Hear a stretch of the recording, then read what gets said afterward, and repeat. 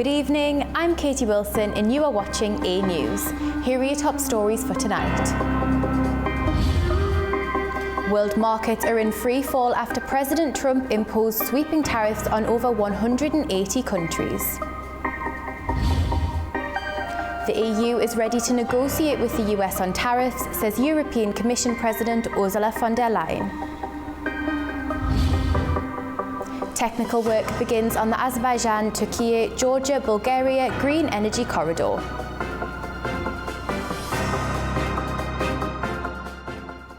World markets are in free fall after President Trump imposed sweeping tariffs on over 180 countries. Major Asian and European stock indexes saw historic losses, with Taiwan and Hong Kong hit especially hard. Global stock markets, commodities and digital assets have taken a sharp hit in the wake of sweeping new US tariffs signed into effect last week by President Donald Trump. The executive order imposes reciprocal tariffs ranging from 10% to 50% on more than 180 countries, triggering widespread economic panic. What's going to happen with the market, I can't tell you, but I can tell you our country has gotten a lot stronger. And eventually, it'll be a country like no other. It'll be the most dominant country economically in the world.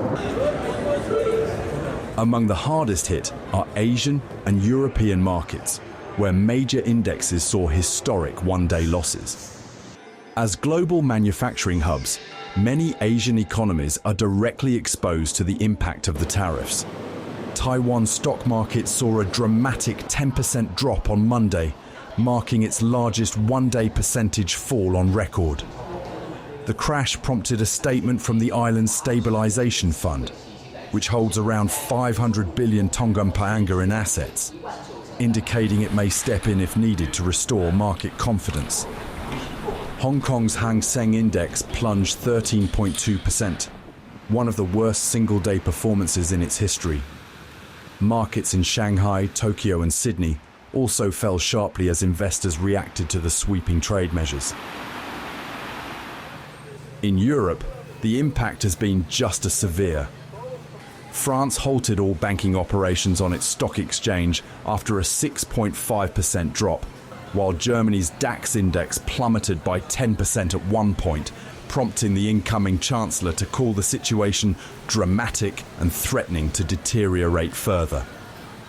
In London, the FTSE 100 fell by 4.9%, adding to the continent-wide sell-off.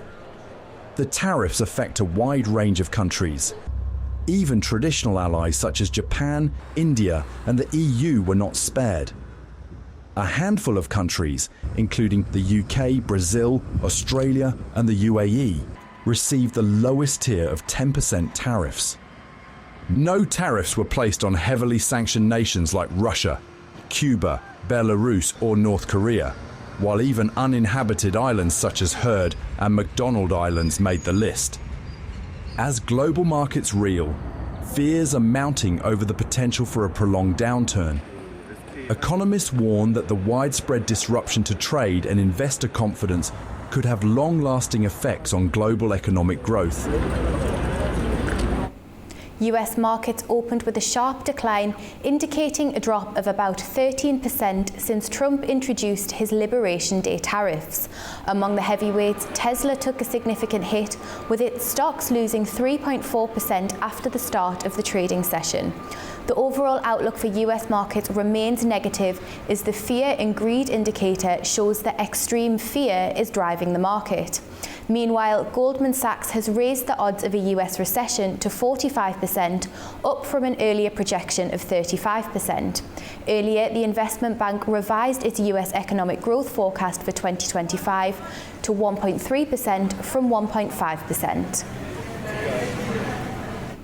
Oil prices dropped by more than 3%, primarily due to escalating US-China trade tensions and OPEC Plus's decision to increase supply, which heightened economic concerns.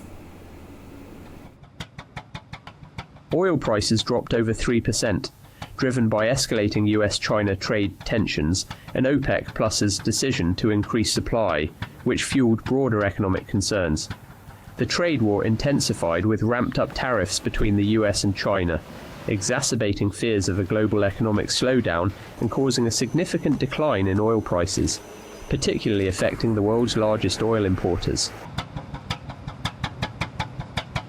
Brent and West Texas Intermediate, two major global oil benchmarks, both hit their lowest levels since April 2021, reaching $63.35 per barrel and $59.77 respectively. Meanwhile, OPEC Plus, a group of major oil-producing countries, decided to increase oil production. This move raised concerns about oversupply in the market, as it would boost global oil supply just as demand seemed uncertain due to the economic slowdown. Oil prices dropped after China announced a 34% tariff on all US goods starting April 10th, followed by promises of other major economies to implement similar policies. Meanwhile, Saudi Arabia, the world's top oil exporter, cut May crude oil prices for Asia to their lowest in 4 months, following OPEC Plus's surprise decision to increase oil output. Together, these factors led to a sharp drop in oil prices. Russia is also monitors the situation closely. Kremlin spokesman Dmitry Peskov stated that the government analyzes the issue due to global economic uncertainties and is taking measures to minimize the potential impact on Russia's economy. Gold prices are making a cautious recovery after hitting a 3-week low earlier in the session. Analysts say safe haven demand and strong central bank buying are helping to keep the market steady. Gold prices dipped sharply early Monday, falling nearly 2% to their lowest level since March 13th. The drop followed Friday's major sell-off when President Trump's surprise tariffs sparked a global market shake-up. Investors rushed to cover losses, causing gold to drop over 3% before signs of recovery appeared. By Monday evening, gold was down 0.64%, trading around $3,017 per ounce. Despite the dip, gold remained above the $3,000 mark, thanks in part to strong buying from central banks. China added to its gold reserves for the 5th consecutive month in March, helping stabilize prices. Safe haven demand also returned as recession fears and a deepening trade war kept investors cautious. Meanwhile, silver gained 1.47%, reaching $30.05 an ounce. Platinum and palladium edged lower, down 0.3% and 0.7% respectively. Well, the US economy is feeling the heat from rising trade tensions. JP Morgan Chase and Goldman Sachs both warn that tariffs may slow growth and even risk tipping the country into a recession. JP Morgan's CEO says US tariffs will likely push up prices on goods and services, weighing on an already fragile economy. In his letter to shareholders, he pointed to inflation, high interest rates and fiscal deficits as growing concerns. Meanwhile, Goldman Sachs warned the damage may already be done, saying the tariff announcements could lead to a recession unless there's a major policy reversal before new measures take effect on April the 9th. In his latest statement, US President Donald Trump addressed recent indicators in the country's economy. He stated that oil interest and food prices have decreased. According to the president, there is no inflation in the country. Trump also targeted previous US administrations, criticizing their handling of national interests. Of Mexico to the Gulf of America. They're so sweet.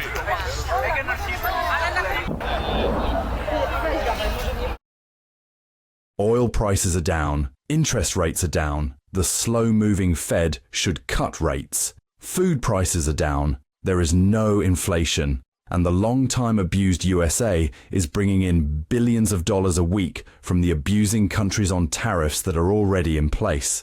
This is despite the fact that the biggest abuser of them all, China, whose markets are crashing, just raised its tariffs by 34%, on top of its long-term ridiculously high tariffs, plus, not acknowledging my warning for abusing countries not to retaliate. President Trump has announced plans to impose an additional 50% tariff on China if it does not withdraw its new 34% retaliatory tariffs, which is planned to take effect on April the 10th.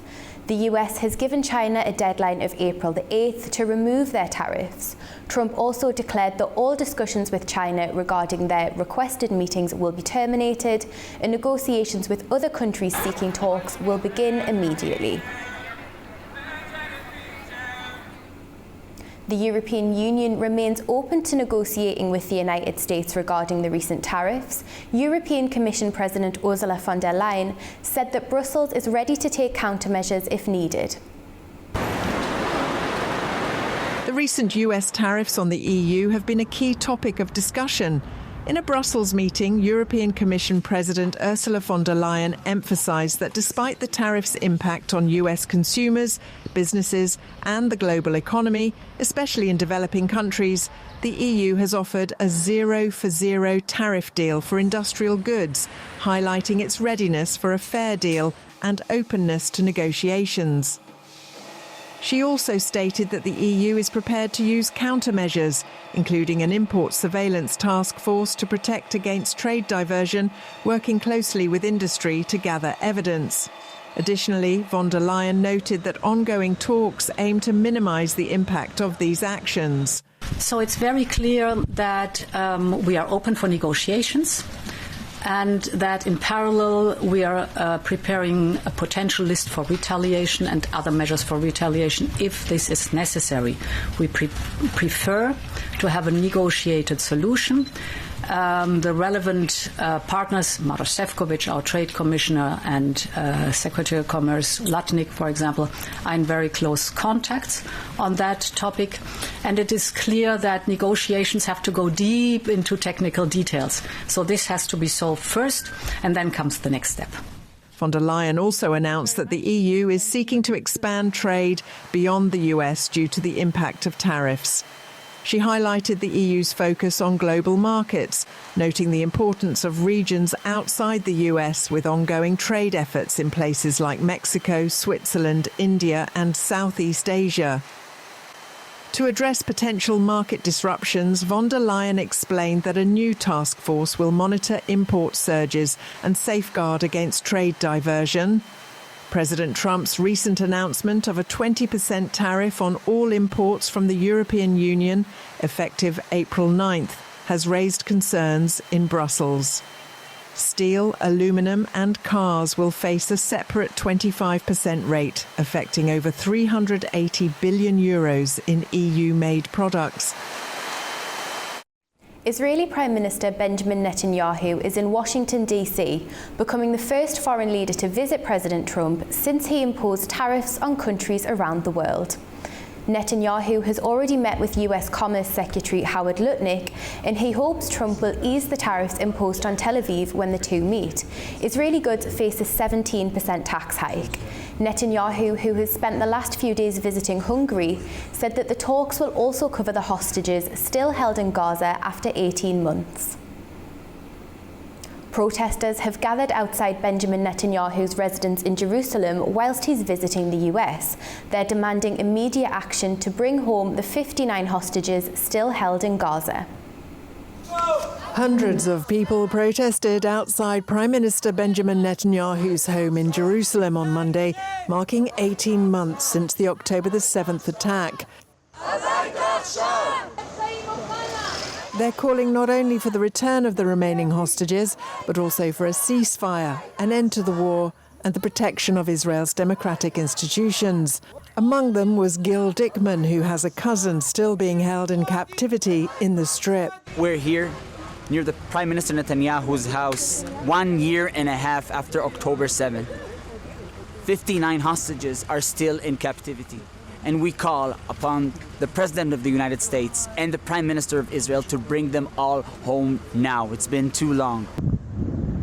Israel renewed its operation after a 2-month ceasefire that allowed the return of 38 hostages in exchange for nearly 2,000 Palestinian prisoners, but it failed to extend and ended on the 1st of March. Now Tel Aviv is focusing on sending troops to build a new security corridor across southern Gaza, creating what the military are calling security zones. Now to Gaza, where new video evidence has emerged of the killing of 15 Palestinian emergency workers near Rafah. The footage, recovered from a victim's phone, appears to contradict the Israeli military's original account, as it shows paramedics in clearly marked vehicles under fire. Both the United Nations and the Palestinian Red Crescent are now calling for an independent international investigation, saying this may amount to a war crime.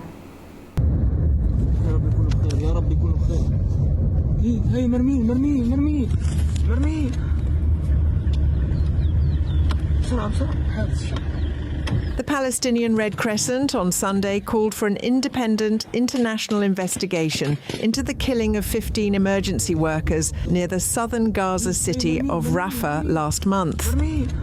The demand comes after newly released video footage appeared to contradict the Israeli military's version of events.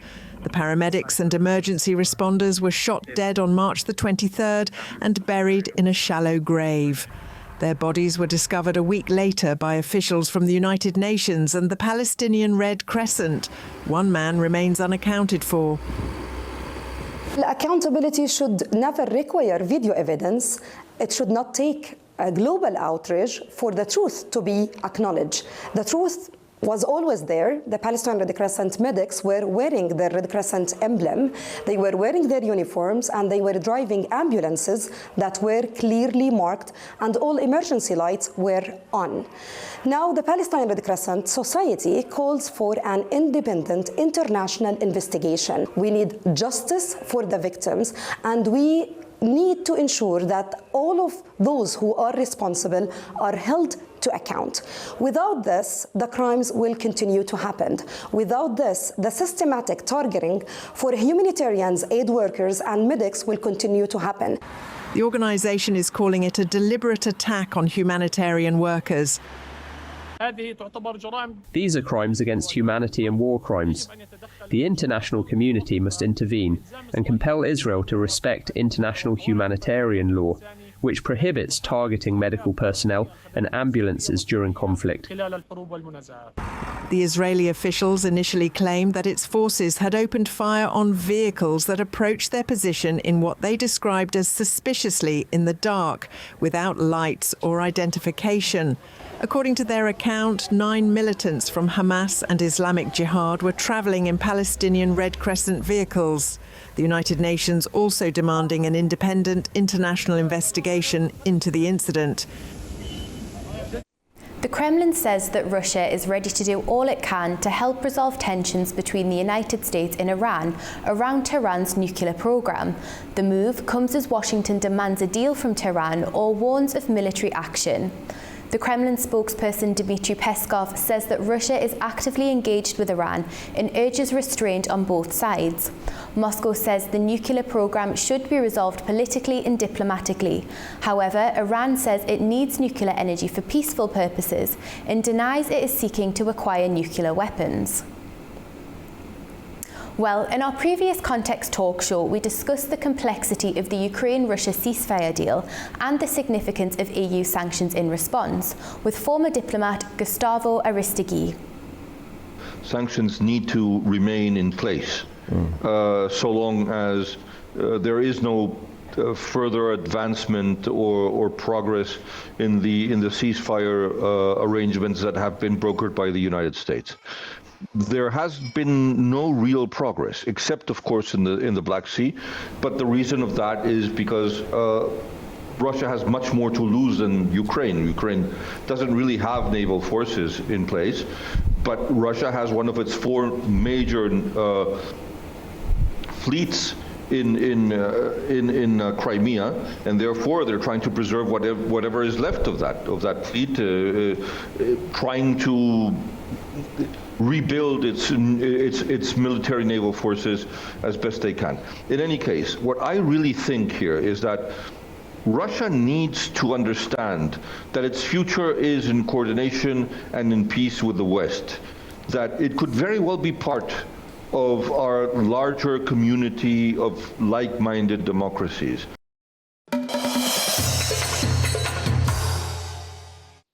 As the Council of Europe's Parliamentary Assembly opens its spring session in Strasbourg, Georgia's place at the table is once again under scrutiny. The country's full representation is being questioned, raising concerns about its democratic commitments and political direction.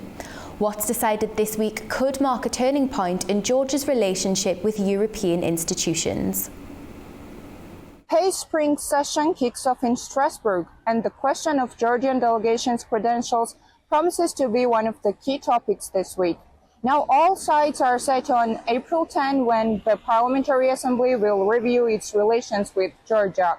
The history of contentious relations goes back to January when the PACE granted Georgian delegation only partially recognition, citing over democratic concerns and setting conditions for the full approval, including the release of political prisoners and the guarantees for free and fair elections.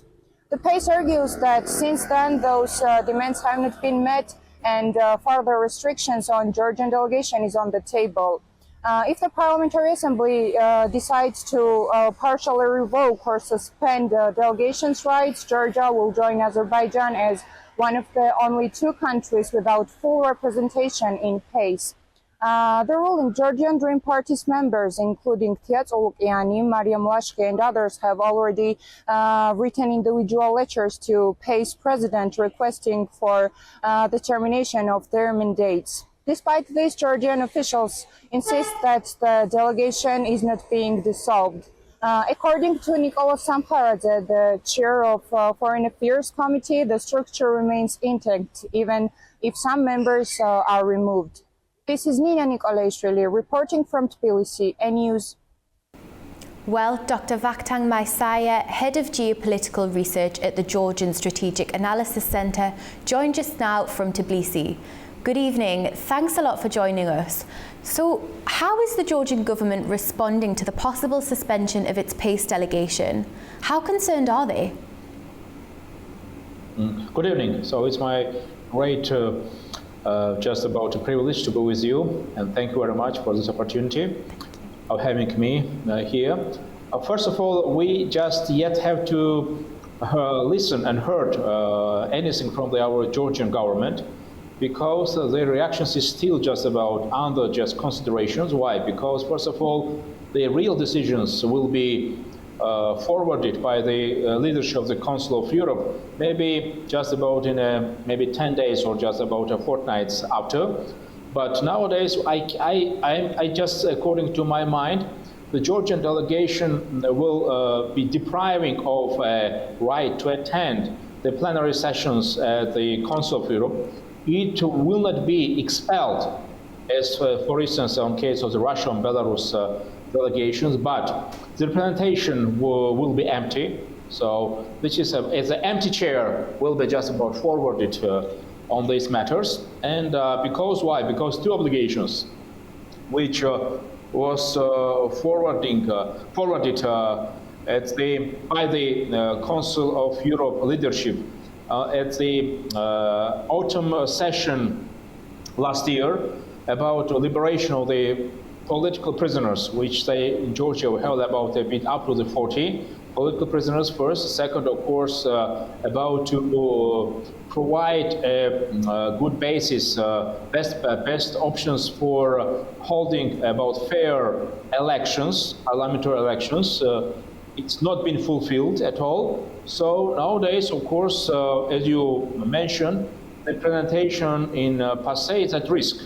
So we just been deprived of having any our representative at the Parliamentary Assembly Council of Europe. But however, Georgia will be linked to the Human Rights Court, Strasbourg Human Rights Courts on Human Rights, Strasbourg Court of Human Rights, which all just decisions are obligatory to be fulfilled and executed by the Georgian government. And of course, the Georgian government will pay attention to the recommendations by the Council of Ministers of the Council of Europe itself. So this dialogue will be still just preserved. because the Council of Europe is not going to abolish or to call back his diplomatic mission in Tbilisi, but only at parliamentary level, the relations will be frozen. And it will be just about a true story. And in your view, will this vote affect Georgia's path towards Europe? Well, unfortunately, it will be just about a step back toward these European trends, because Georgian government and Georgian parliament, unfortunately, just forget about the obligations which they been obliged by the Constitution, Article 38, that Georgian government should and have to do everything to get Georgia membership to the European Union and NATO membership. And of course, it's also reflected some European trends in foreign policy strategy of Georgia. But unfortunately, we can see that Georgian government absolutely retrieved and absolutely stepped back from this privilege. And of course, we just more oriented ourselves to the Eurasian directions rather than just about European directions. Unfortunately, it's a true story again. Unfortunate, I'd like to more emphasize on it. Thanks a lot for your insights there. That's really interesting. Thank you for your time. Thanks a lot. Well, a trilateral mechanism for interparliamentary cooperation will be established between the parliaments of Turkey, Azerbaijan and Georgia. This agreement was reached during a meeting between the Speaker of the Grand National Assembly of Turkey, Numan Kurtulmuş, and his Georgian counterpart in Tashkent. Kurtulmuş says that they are interested in utilising all diplomatic opportunities to expand their ties, and he hopes to establish a friendship group with Turkey in the Georgian parliament. Technical work begins this week in Sofia on the Azerbaijan, Turkey, Georgia, Bulgaria Green Energy Corridor. This project follows a memorandum signed in Baku on Friday, where 4 nations pledged to boost cooperation on renewables and electricity trade.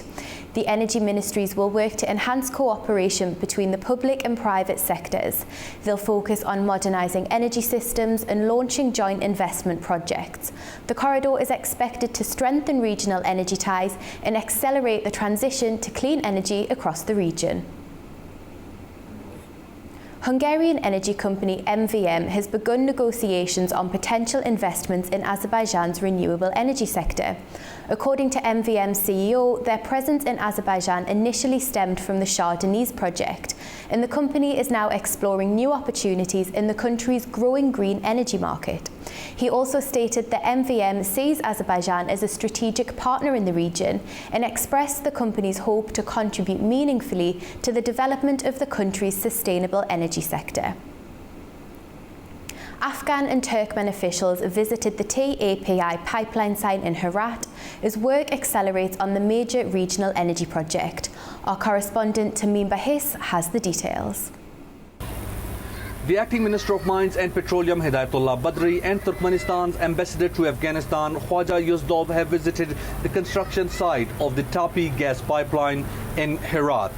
The visit comes as work continues on one of the energy's most ambitious energy projects, the Tapi pipeline, which aims to transport natural gas from Turkmenistan through Afghanistan to Pakistan and India. The pipeline is expected to deliver 33 billion cubic meters of gas each year, spanning a total of 1,814 kilometers. During the visit, both Afghan and Turkmen officials expressed satisfaction with the progress made so far and emphasized the need to accelerate construction. The Tapi project officially began in December 2015 with a groundbreaking ceremony in Turkmenistan. The Afghan section was inaugurated in Herat in February 2018, but due to years of conflict and political instability, progress remained slow. Following the Taliban's return to power in 2021, efforts to restart the project gained momentum, and construction in Afghanistan resumed in September 2023. While there is still no official timeline for when Afghanistan will complete its segment of the pipeline, authorities say they are working to speed up progress by launching construction in multiple areas at once. This is Tamim Bahis in Kabul for AnewZ. You are watching AnewZ. Thank you for staying with us and have a wonderful evening.